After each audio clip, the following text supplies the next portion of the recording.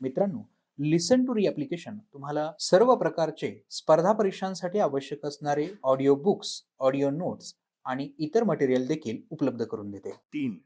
भारत आणि युरोपीय वसाहतवाद. 3.1 पोर्तुगीज. 3.2 British. 3.3 Dutch. 3.4 French. मागील पाठात युरोपीय वसाहतवाद आणि त्याचा जगाच्या पाठीवर झालेला परिणाम यांचा थोडक्यात आढावा घेतला आहे. जागतिक आढावा घेतल्यावर युरोपीय वसाहतवादाचा भारतातील विस्तार आणि भारतावरील परिणाम या पाठात पाहणार आहोत. 3.1 पोर्तुगीज. पोर्तुगीज दर्यावर्दी वास्को द गामा इसवी सन 1498 मध्ये कालिकत म्हणजेच कोझिकोड येथे पोहोचला. पोर्तुगीज दर्यावर्दी वास्को द गामा इसवी सन 1498 मध्ये कालिकत म्हणजेच कोझिकोडे येथे पोहोचला. पोर्तुगीजांनी अरब आरमाराचा पराभव करून भारताच्या समुद्र किनाऱ्यांवर आपले वर्चस्व निर्माण करण्यास सुरुवात केली. दक्षिण हिंदुस्थानातील राज्यांमध्ये असणाऱ्या आपापसातील भांडणाचा त्यांनी फायदा घेतला. पश्चिम किनाऱ्यावर त्यांनी आपल्या वसाहती स्थापल्या. पोर्तुगीजांनी वसाहतींच्या रक्षणासाठी किल्ले उभारले. किल्ल्यांच्या आधारे बाह्य हल्ल्यांपासून आपल्या वसाहतींचे रक्षण करायचे आणि समुद्रामार्गे किल्ल्यांना रसद पुरवायची ही पोर्तुगीजांची युद्धनीती होती. त्यांचे आरमार प्रबळ होते. किनाऱ्यावर आरमारी छापा घालून शत्रूचा मुलूख ते उद्ध्वस्त करत असत. या आरमाराचा सामना करणे स्थानिक भारतीय सत्तांना शक्य झाले नाही. पुढे हिंदी महासागरावर पोर्तुगीजांनी वर्चस्व स्थापल्यावर भारतीय राजांना हिंदी महासागरात जहाजे पाठवायचे असतील तर पोर्तुगीजांचे परवाने म्हणजेच कारताज घेणे आवश्यक झाले. परवान्याशिवाय प्रवास केल्यास पोर्तुगीज जहाज जप्त करत किंवा ते बुडवत असत. पोर्तुगीजांचे आरमारी सामर्थ्य एवढे होते की मुघल, आदिलशाही व कुतुबशाही या सत्तांना सुद्धा कारताज घेणे गरजेचे झाले. इसवी सन 1608 पर्यंत भारताच्या पश्चिम किनाऱ्यावर दीव, दमण, चौल, गोवा म्हणजेच साष्टी व बारदेससह होनावर, गंगोळी, बसरूर, मंगलोर, कन्नूर, कोडुंगल्लूर, कोची व कोल्लम येथे पोर्तुगीजांनी वसाहती उभारल्या. तसेच पूर्व किनाऱ्यावर नागापट्टिनम, मैलापूर म्हणजेच सावथोम आणि बंगालमध्ये हुगळी येथे पोर्तुगीजांनी व्यापारी वसाहती उभारल्या. पोर्तुगीजांच्या या पूर्वेकडील साम्राज्याची राजधानी गोवा येथे होती. हे माहीत आहे का तुम्हाला? कारताजच्या दस्तऐवजांमध्ये सामान्यतः जहाजाचे नाव, तांडेलाचे नाव, कोठून कोठे जाणार, त्यात स्वसंरक्षणार्थ असलेली शस्त्रास्त्रे इत्यादींचा तपशील असे. केप ऑफ गुड होप पासून पूर्वेस चीनमधील मकाऊपर्यंत पोर्तुगीजांच्या ज्या वसाहती होत्या त्या सर्वांचा समावेश एकत्रितपणे त्यांच्या भारतीय साम्राज्यात म्हणजेच एस्तोदा द इंडिया यामध्ये होत असे. त्यावर पोर्तुगालच्या राजाने नेमलेल्या मुख्य अधिकाऱ्यांमध्ये विरजई ई कपिताव जराल म्हणजेच राजप्रतिनिधी व सेनापती असत. ही नेमणूक 3 वर्षांसाठी असायची. मुख्य अधिकाऱ्याला सल्ला देण्यासाठी राज्य सल्लागार मंडळ असे. या मंडळात गोव्याचा अर्सबिशपू म्हणजेच मुख्य धर्मगुरू, शान्सेलर म्हणजेच न्यायाधीश, वेदोर द फर्जेन म्हणजेच मालमत्तेवरील अधिकारी व गोव्याचा कपिताव कॅप्टन त्याच्या बरोबरीने काही वंशपरंपरागत उमराव या मंडळात असत. विरजई हा मंडळाच्या अध्यक्षस्थानी असे. 17व्या शतकाच्या पूर्वार्धात दरवर्षी पोर्तुगालमधून सरासरी 5 जहाजे भारतात येत होती. या जहाजांवर तोफा असत. पोर्तुगीज दमण, वसई आणि गोवा येथे जहाजे बांधत. त्यासाठी लागणारे सागाचे उत्तम लाकूड येथे उपलब्ध होते. पोर्तुगीज आरमारातील सैनिक पोर्तुगालहून भारतात पाठवले जात. 17व्या शतकात हिंदी महासागरात झालेल्या नाविक लढायांमध्ये डच व इंग्रजांनी पोर्तुगीजांचा पराभव केला. या काळात छत्रपती शिवाजी महाराजांचा अपवाद वगळल्यास इतर भारतीय सत्तांकडे स्वतःचे आरमार नव्हते. त्यामुळे पोर्तुगीजांशी सामना करणे भारतीयांना अवघड होते. हे माहीत आहे का तुम्हाला? पोर्तुगीज व्यापार. कालिकतचा राजा झामोरिन याने वास्को द गामा बरोबर पोर्तुगालच्या राजाला पाठवलेल्या पत्रात लिहिले, आमच्या राज्यात दालचिनी, लवंग, सुंठ, मिरी आणि जवाहीर यांची समृद्धी असून आपलेकडून सोने, चांदी, पोळी इत्यादी जिन्नस आम्हाला मिळावे अशी आमची इच्छा आहे. कालिकत आणि कन्नूर येथे गेलेला माल वास्को द गामाने पोर्तुगालमध्ये विकला. त्या मालातून त्याने पोर्तुगाल ते भारत परतीच्या प्रवासाच्या खर्चाच्या 60 पट किंमत वसूल केली.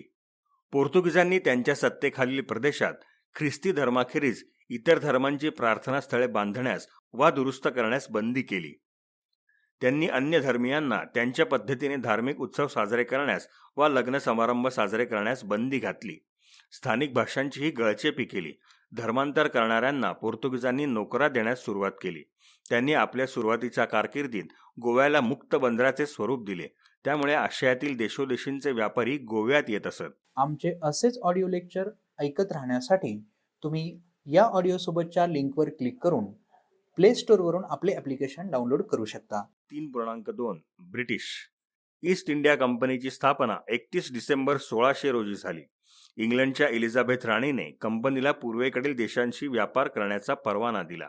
जहाजे पूर्वेकडील देशात पाठवणे, तेथे माल विकून जो पैसा मिळेल त्यातून आणि पाठवलेल्या रोख रकमेतून प्रामुख्याने मसाल्याचे पदार्थ खरेदी करणे, ते इंग्लंडमध्ये विकणे व नफा मिळवणे हे कंपनीच्या कामाचे सुरुवातीचे स्वरूप होते. या काळातील जहाजे शिड्यांवर चालणारी असल्यामुळे त्यांच्या वर्षाच्या ठराविक काळात निघणे आणि ठराविक वेळी परतणे अपरिहार्य होते. यामुळे माल खरेदी करणे, विकणे जिकिरीचे होऊ लागले. भाव कमी असताना खरेदी केलेला माल ठेवण्यासाठी ईस्ट इंडिया कंपनीला कायमस्वरूपी जागा मिळवणे आवश्यक झाले. इंग्लंडहून डिसेंबर ते एप्रिलमध्ये निघायचे आणि भारतातील व्यापार आटोपून पुढल्या वर्षी जानेवारीत परत जायचे, असा किमान 13 आणि किमान 9 महिन्याचा क्रम ठरलेला असायचा. यामुळे कंपनीने भारतात वखारी म्हणजेच मालाची खरेदी विक्री करण्याचे आणि साठवणुकीचे केंद्र स्थापन करण्याचा निर्णय घेतला. अशा वखारीला फॅक्टरी आणि नोकरांना फॅक्टर्स म्हणत असत. इसवी सन 1623 मध्ये ईस्ट इंडिया कंपनीच्या अधिकाऱ्यांना नागरी व लष्करी कायद्यानुसार कंपनीतील नोकर वर्गाला शिक्षा करण्याचा अधिकार दिला गेला. कंपनीला पूर्वेकडील देशांमध्ये व्यापार करण्याचा एकाधिकार मिळाला.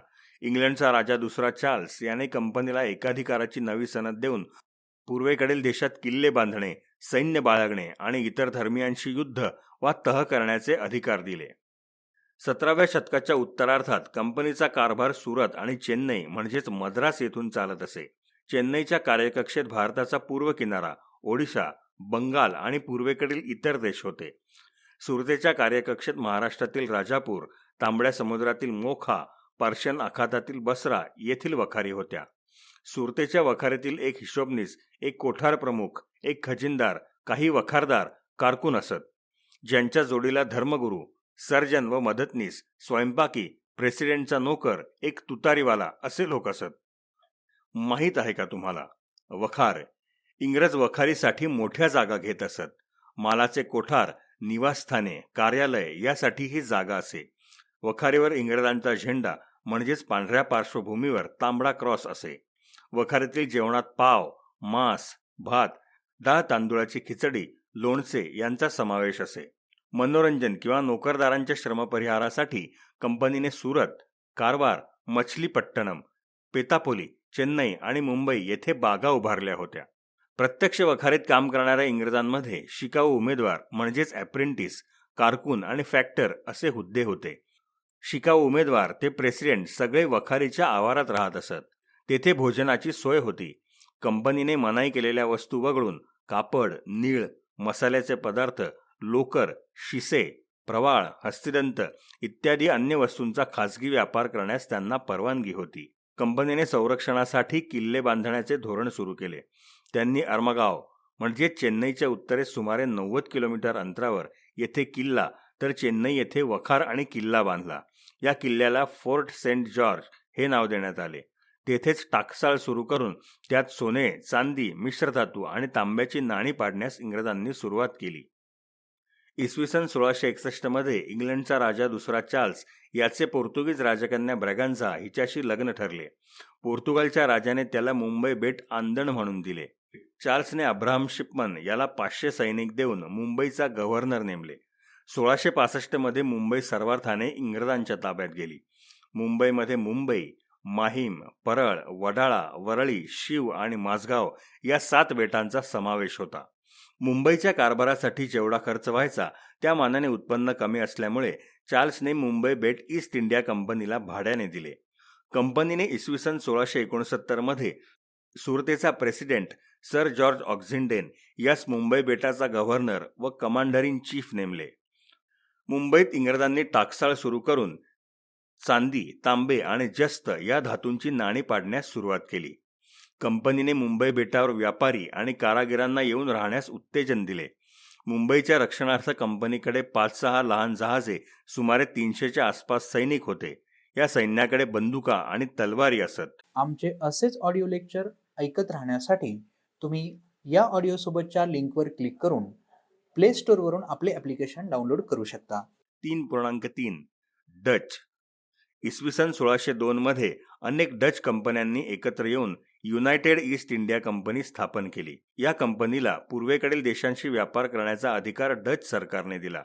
त्या अंतर्गत कंपनीला नोकर ठेवणे, वखारी स्थापणे, किल्ले बांधणे, नाणी पाडणे, पौर्वात्य देशांशी युद्ध वा तह करणे असे अधिकार मिळाले. कंपनीने त्यासाठी गव्हर्नर जनरल हा अधिकारी नेमला. 17व्या शतकाच्या मध्यापर्यंत कंपनीने आफ्रिकेच्या पूर्व किनाऱ्यापासून ते जपानपर्यंत वसाहती आणि वखारी उभारल्या. त्यामध्ये सध्याचे मोझांबिक, दक्षिण Africa, Yemen, Iraq, Pakistan, Bharat, Bangladesh, Myanmar, Siam, Vietnam, Laos, Kampuchea, Taiwan, चीन, जपान, इंडोनेशिया आणि मलेशिया या देशांचा समावेश होता. डचांनी वखारीच्या इमारती बांधून त्याला तटबंदी करून संरक्षणार्थ तोफा ठेवायला सुरुवात केली. डचांच्या नोकरवर्गात स्थानिक लोकांचाही समावेश असे. डचांनी भारतातील मछलीपट्टण, पेतापुली, पुलिकत, तिरुपापुलियर, पूर्तनोहू, कारिकल, चिंचुरा, ठट्ठा, आग्रा, अहमदाबाद, भरोच, खंबायत, सुरत, नागापट्टण येथे वखारी स्थापल्या. विजयनगरच्या शासकीय परवानगीने त्यांनी पुलिकत आणि नागापट्टण येथे किल्ले बांधले. पुढे डचांनी पोर्तुगीजांचा पराभव करून कोची, कोडुंगलूर, कन्नूर आणि कोल्लम येथील किल्ले स्वतःच्या ताब्यात घेतले. कोचीच्या राजाशी तह करून डचांनी काळ्या मिरीची निर्यात करण्याचा एकाधिकार मिळवला. 17व्या शतकाच्या सुरुवातीला डचांचे आरमार प्रबळ होते. कोणत्याही बिकट प्रसंगी भारताच्या किनाऱ्यावर 20 जहाजांचे आरमार आणि 3-4 हजार सैनिक उतरवण्याची त्यांची क्षमता होती. मुघल, आदिलशाही आणि कुतुबशाही जहाजांना डचांकडून परवाना घ्यावा लागे. परवाना न घेता प्रवास केल्यास त्यांचे जहाज जप्त केले जाई. 3.4 फ्रेंच. इसवी सन 1664 मध्ये फ्रान्सचा अर्थमंत्री कोल्बेर याच्या पुढाकाराने फ्रेंच ईस्ट इंडिया कंपनी म्हणजेच ला कॅम्पॅनी देस इंडेस ओरिएंटलेस याची स्थापना करण्यात आली. फ्रान्सचा राजा 14वा लुई याने कंपनीला पूर्वेकडील देशांशी व्यापार करण्याचा, सैन्य व आरमार बाळगण्याचा आणि कर माफीचा अधिकार दिला. पौर्वात्य राजांशी तह वा युद्ध करण्याचाही अधिकार कंपनीला मिळाला. कंपनीने इसवी सन 1666 मध्ये मुघल बादशहा औरंगजेब याच्या दरबारात एक शिष्टमंडळ पाठवून सुरत येथे वखार टाकण्याची परवानगी मिळवली. फ्रेंचांनी 1668 मध्ये पहिली वखार सुरत येथे स्थापन केली. त्यानंतर पॉंडिचेरी म्हणजेच पुदुच्चेरी, चंद्रनगर, माहे, कारिकल, राजापूर, बालासोर, कासिम बाजार, मच्छलीपट्टण येथे वखारी स्थापल्या. या काळात फ्रेंचांचा कुतुबशाही डच यांच्याशी संघर्ष चालू होता. पॉंडिचेरी हे फ्रेंचांचे मुख्य ठाणे होते. या प्रदेशावर कर्नाटकच्या नवाबाची सत्ता होती. हे नवाब पद मिळवण्यासाठी नवाबाच्या घराण्यात सत्ता स्पर्धा सुरू झाली. ब्रिटिश आणि फ्रेंच दोघांनीही यामध्ये हस्तक्षेप सुरू केला. यातूनच 1744 ते 1663 या काळात इंग्रज फ्रेंच यांच्यात 3 युद्धे झाली. याला कर्नाटक युद्धे म्हणतात. तिसऱ्या युद्धात इंग्रजांनी फ्रेंचांचा पराभव केला. सत्ता स्पर्धेत फ्रेंच नामोहरम झाल्यामुळे भारतात इंग्रजांना प्रबळ युरोपीय स्पर्धक उरला नाही. छत्रपती शिवाजी महाराजांनी परकीय सत्तांच्या वसाहतवादाला कसे तोंड दिले याची माहिती आपण पुढील पाठात घेणार आहोत. माहीत आहे का तुम्हाला, मच्छलीपट्टण येथे डचांची पहिली वसाहत स्थापन झाली. हे बंदर इसवी सन पूर्व 3ऱ्या शतकापासून अस्तित्वात होते. त्याचा उल्लेख पेरिप्लस ऑफ इरिथ्रियन सी मध्ये आहे. त्यामध्ये मच्छलीपट्टणाचे नाव मसालिया असे आहे. लिसन टू री ॲप्लिकेशन तुम्हाला सर्व स्पर्धा परीक्षांसाठी आवश्यक असणारी ऑडिओ नोट्स, ऑडिओ बुक्स आणि इतर मटेरियल देखील उपलब्ध करून देते. चला तर मित्रांनो, भेटूयात पुढच्या लेक्चरमध्ये. तोपर्यंत धन्यवाद.